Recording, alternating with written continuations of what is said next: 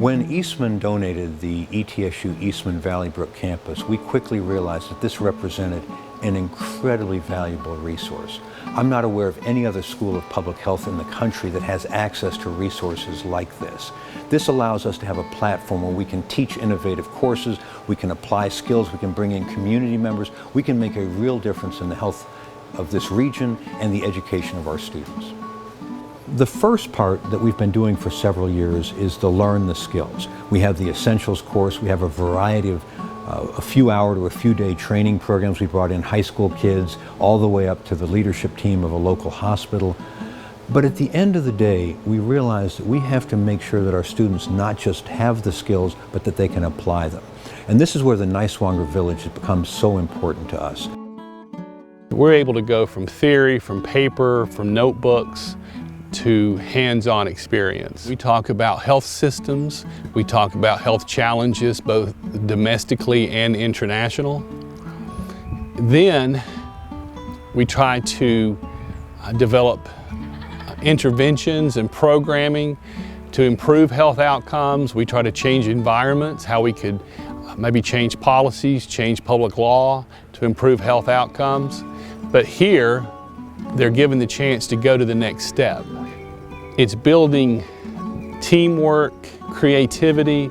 They're out here possibly in the elements. They can see each other's strengths and weaknesses. They learn to help each other. They learn to leverage those strengths. These are all things that we wouldn't be able to do without the village. So the way to think about the Niswonger Village is as a public health simulation lab. Our job here is to create the kind of situations that challenge our students to use creative thinking, problem solving, teamwork, and innovation to really make a difference in people's lives. Go into this house and make it safer for a toddler. Go into that house and reduce the risks of an elderly woman falling. Go into the village and do a door-to-door malaria education campaign. So the key point is to understand that this is a simulation lab. We're creating real-world experiences, but what we're really doing is teaching our students creative thinking, problem-solving, teamwork, and innovation. It was the coolest experience ever. I got to really get dirty and use my hands and create this awesome, cool, different experience that I never would have gotten, I don't think, anywhere else.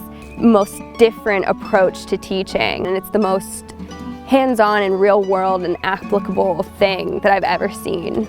All of these houses are actual replicas of houses from around the world, so that's really neat to see that people live in this mud shack that we're working on and people live in this scrap metal house. I came from a very privileged life, and even in the area that we are here, there are a lot of disparities in healthcare that can be helped, but that no one is really focusing on. So being able to build these houses and prepare not only for us to be in a global setting, but being able to say, we're going to come across people who live in houses that are maybe not mud shacks, but they're going to be very low resource, and these people are not going to be very healthy, and they're not going to have access to the best health care like I do.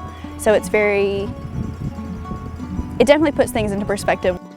It's not just a matter of replicating something that someone else has done or going through a role-playing scenario, as important as those are. I really want to teach the students to be able to identify problems and come up with creative solutions to address them.